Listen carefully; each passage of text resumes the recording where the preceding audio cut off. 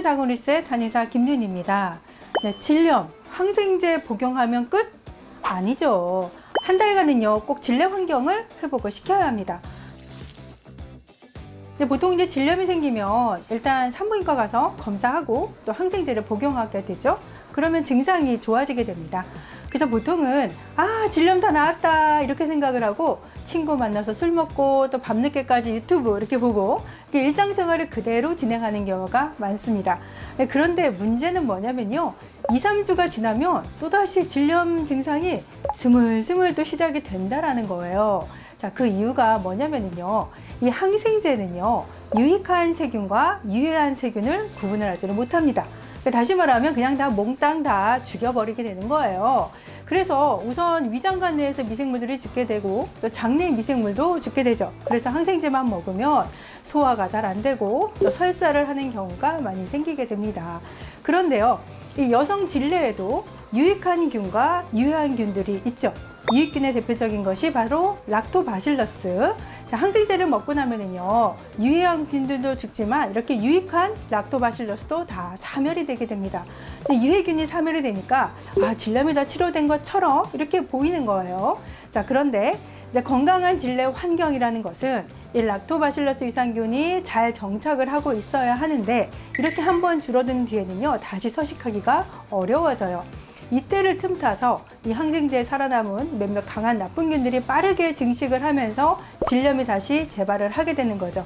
그래서 이것을 내성균이 생겼다라고도 하죠. 근데 이렇게 내성균이 생기게 되면 질염의 재발하는 주기가 점점점 짧아져요. 그래서 1년에 2번 재발하던 이런 질염들이 한 달에 한 번씩 재발을 하기도 하고, 또 심한 경우에는요, 항생제를 먹어도 증상이 완전히 없어지지 않는 경우가 있어요. 근데 이런 재발성 질염 때문에 저를 찾아오시는 분들은 3년, 5년, 10년 이렇게 오랫동안 질염 때문에 고생을 하시고, 또 질내 환경이 이미 회복될 수 없을 정도로 많이 망가져서 이 질염을 매일 달고 사시는 분들이 많으세요.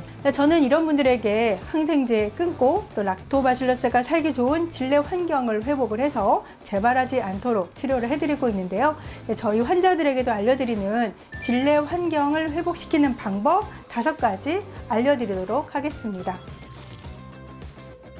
첫 번째, 항생제 복용에 주의하시고요. 스테로이드에도 주의를 하시는 것이 좋습니다. 질염 치료하는 게 항생제인데 항생제를 주의하라니? 네, 앞서 설명드린 것처럼 이 항생제는 우리 몸에 광범위하게 작용을 하게 돼요. 저희 환자분들도 보면은 편도선염 때문에 또는 비염 때문에, 방광염 때문에, 골반염 때문에 이렇게 다른 질환 때문에 항생제를 먹었는데, 먹고 나서 일주일 동안은 질염도 되게 괜찮아지는 것 같은데 이렇게 생각을 했는데요, 이런 항생제가 질내 유익균도 사멸을 시키면서 2~3주가 지나면 그 다음 또 바로 질염이 재발하게 됩니다.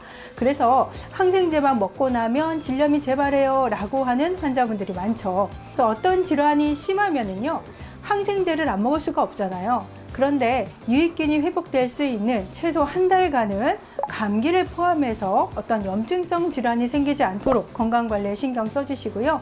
특히 항생제도 조심하셔야 되지만 그보다 또 더 강력한 스테로이드제를 복용하시는 것은 더욱더 조심하시는 것이 좋습니다. 두 번째, 잦은 세척을 주의해 주세요. 질염을 오래 앓다 보면은 점점 이 질의 청결에 굉장히 더 신경을 많이 쓰게 되죠. 그래서 어떤 분은 하루에 3번, 4번 씻는 경우도 있고, 또 비싼 여성 청결제로 더 씻어도 보고, 또 질환까지도 씻는 이런 질세정제도 많이 쓰시는 경우가 많이 있는데요. 하지만 이렇게 너무 과도하게 질세척을 하게 되면은 락토바실러스가 정착하기 힘든 이런 환경이 되기 때문에 주의를 해주시고요. 평상시에는요, 통풍이 잘 되도록 해주시는 것이 좋습니다. 그래서 꽉 끼는 하의 같은 것도 한 달간은 주의를 해주세요. 자, 3번째, 성관계를 주의해주세요.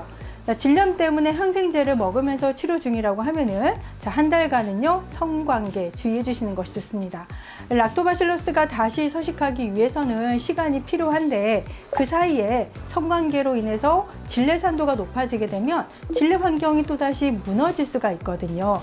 특히 이제 성병 관련균인 클라미디아나 임질, 트리코모나스, 또 마이코플라즈마 제니탈리움 이런 경우에는 균이 완전히 없어질 때까지는 성관계를 피해 주시는 것이 좋습니다. 자, 4번째는요, 과로 그리고 스트레스입니다. 사실 일상생활이 스트레스의 연속이고 또 과로의 연속일 수밖에 없기는 하죠. 특히 야근이 많거나 잦은 회식으로 인해서 과로나 수면 부족, 스트레스에 시달릴수록 질내 면역력이 회복되기가 어려워집니다. 그래서 락토바실러스가 충분히 서식할 수 있도록 한 달 정도는 휴식과 또 충분한 수면을 해주시는 것이 질내 환경을 완전하게 회복시키는 데 도움이 될 수가 있겠습니다. 자, 5번째, 마지막으로 피해야 할 음식과 도움이 되는 음식에 대해서 말씀을 드릴게요. 자, 일단 피해야 할 음식은요, 단 음식입니다.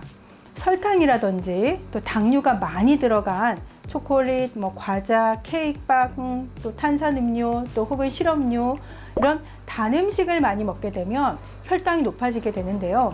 당뇨병이 있는 건 아니라고 하더라도 질 분비물에도 당도가 높아지게 되면은 세균과 곰팡이와 같은 이런 유해균의 먹이로 작용을 하기 때문에 유해균의 증식을 도울 수가 있습니다. 자, 그 다음 도움이 되는 음식은요, 바로 유산균이 풍부한 음식들이에요. 그러니까 플레인 요거트류라든지 치즈나 김치, 청국장, 자, 이런 음식들 많이 섭취해 주시고요. 또 유익균의 먹이가 되는 식이섬유가 풍부한 과일이나 채소 등을 자주 섭취를 해주시게 되면은 락토바실러스와 같은 유익균들의 증식을 도와주기 때문에 질내 면역력을 높일 수가 있습니다. 자, 한 달간은 단 음식 피하면서 또 유산균과 식이섬유가 풍부한 음식을 통해서 락토바실러스가 잘 정착할 수 있는 깨끗한 질내 환경을 만들어 보시는 것이 좋습니다.